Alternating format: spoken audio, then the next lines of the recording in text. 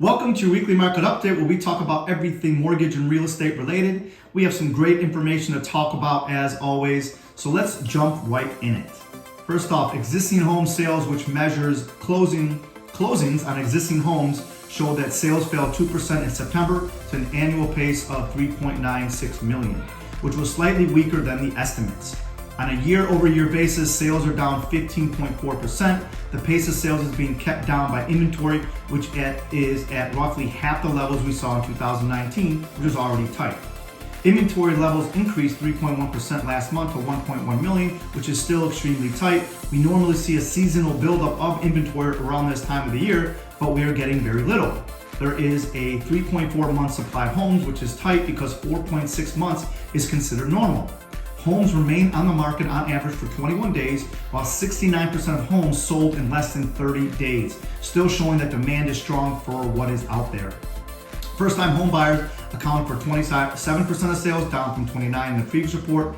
Cash buyers accounted for 29% of sales, which was up from 27%, and investors made up 18% of transactions, up from 16% in the previous report.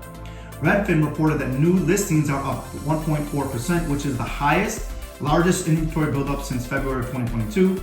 We are seeing inventory buildup during this time of the year, and there are two sides to this story.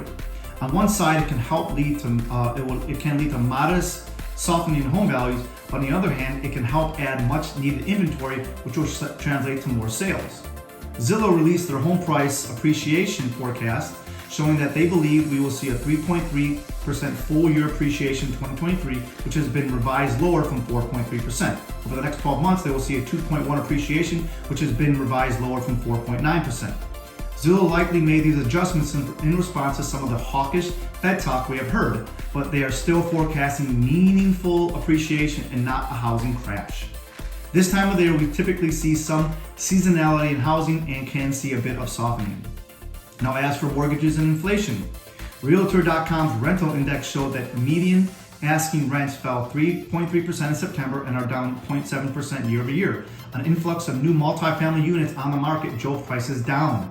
In September, the annual completion rate of multifamily buildings with 5 or more units increased 10.1% month over month and 15% year over year. With lower rents, we can and will see lower core CPI inflation numbers in the near future, which will be good for rates. The Fed commentary from last week is showing more support for a pause in rates in the November 1st meeting. The Feds are seeing signs of economic activity and the labor market cooling. They also mentioned the weakening consumer who is now stressed with a lot of debt.